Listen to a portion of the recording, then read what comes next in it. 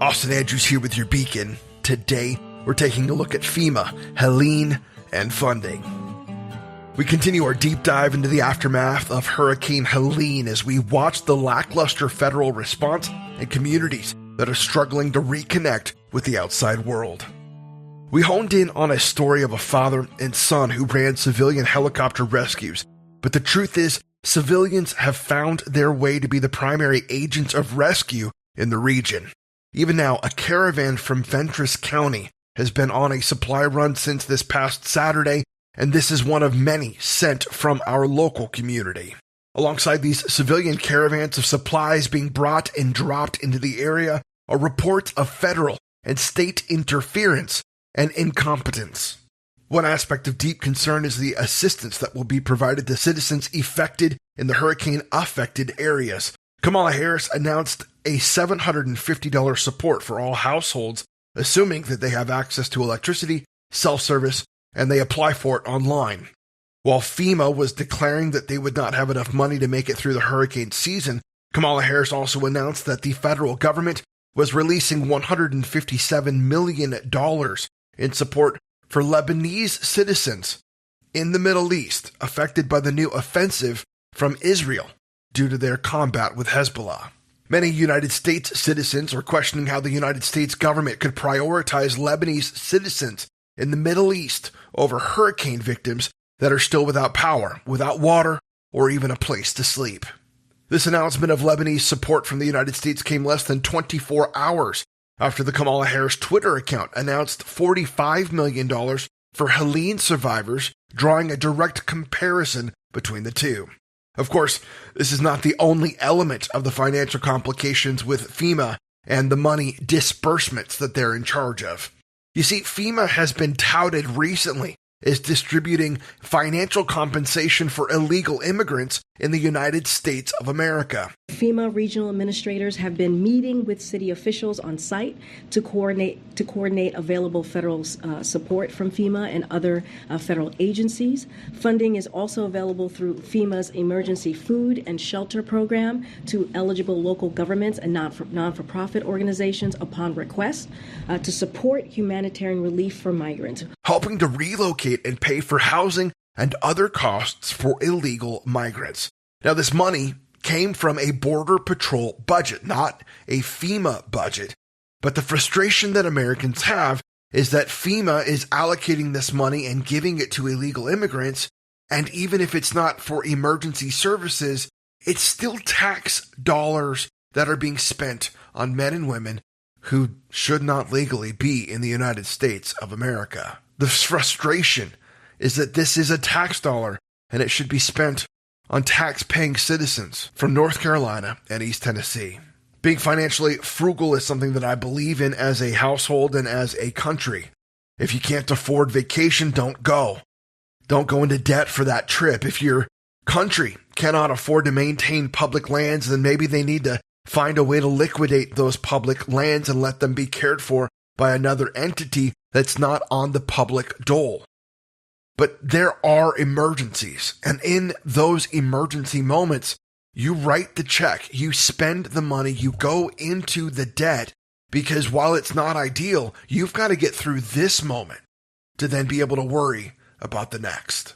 The idea that the federal government, for what seems like the first time in decades, suddenly cannot find money to spend on emergencies in the United States of America, well, it's bewildering.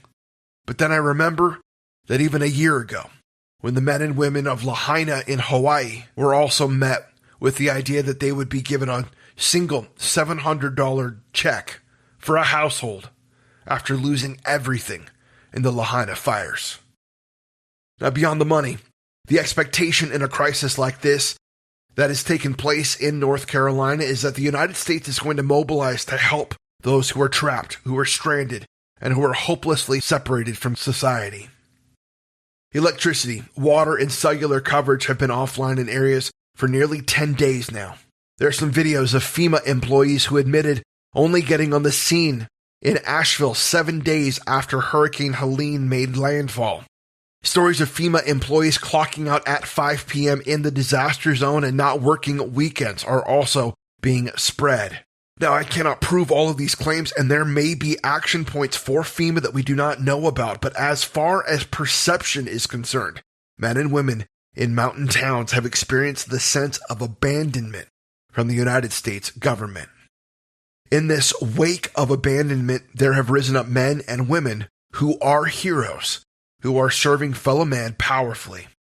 In 2005, the United States heard stories of citizens who came to be called the Cajun Navy. These were men and women of Louisiana and other rural states that did not wait for the federal government to arrive in the wake of Katrina, but instead they got into their motorboats and their airboats and they began helping men and women of the United States. In the Appalachia, the new term is being used for many who have begun to use their helicopters and small planes to help rural communities. They're being called the Hillbilly Air Force. Small aircraft are one of the only ways to get into areas that have been devastated. Rescues are continuing, and we are hearing reports of men and women who have been without clean water for more than 4 days being found alive and rescued. We rejoice in these stories. We are also hearing stories of places like Chimney Rock, North Carolina, where the claim is that the whole town is being bulldozed, Main Street is being lined and stacked with bodies that are being pushed around, and that the federal government is using eminent domain to cover up the tragedy for profit. Now, stories like this are difficult to disprove, but it has to be investigated, and luckily for us, Chimney Rock was investigated by a man named Mark Honeycutt, who's a young man who hiked into Chimney Rock from his access point. Now, the roads leading to Chimney Rock from his vantage point have been absolutely torn apart, and he had to hike into the community, leaving his car on a highway nearly 2 miles outside of town where the highway disintegrated into rock slide and new river wash. Mark showed on camera footage of the damage, houses that had collapsed in on themselves, cars that were flung aside by rock and water, roads that had been cut to pieces, and bridges that had been washed away, revealing only the support columns that had once held them up. Mark hiked broken road, forest, and everything in between, revealing what he saw along the way until he finally entered the town. The town center had several buildings that were rubble, that were heaps of wood boards in a pile, but it also had many central buildings that stood tall along the main thoroughfare.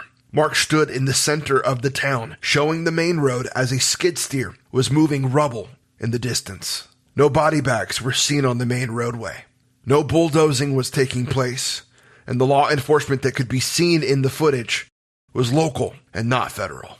This is what Mark said in that very moment. I'm in the middle of Chimney Rock. I just talked to the police. Because they're working on the roads, they don't want me down here, obviously. But I'll just give you guys an idea of how it looks. There's this big conspiracy going around that this is becoming eminent domain. Bodies are getting pushed around, and the government's taking control of this area. I just was clarified with local authorities that's not happening. They've only found one body in Lake Lure, and I don't really see anybody being pushed around, and it doesn't stink here. The only dead thing I found was a horse. Now recognize, friends, that I have folks that I know that are on a supply caravan right now delivering resources to North Carolina, and they have told me that they believe that the death toll is low, and that when the devastation is fully understood, the number of those whose lives were lost will more than double from where it is today. But the death toll is something that is added to as relief efforts continue. Our job right now is to pray, to take action, and to help in every capacity that we have. The Hillbilly Air Force is en route. They are doing rescues, bringing supplies, and you and I play a role in them having the supplies necessary to continue the relief efforts. We'll talk more tomorrow about the supply efforts, the federal and local governments, and some of the conflicts that we are seeing and hearing about on the ground in these disaster areas. For now, I'm Austin Andrews, and I'll see you on the next report.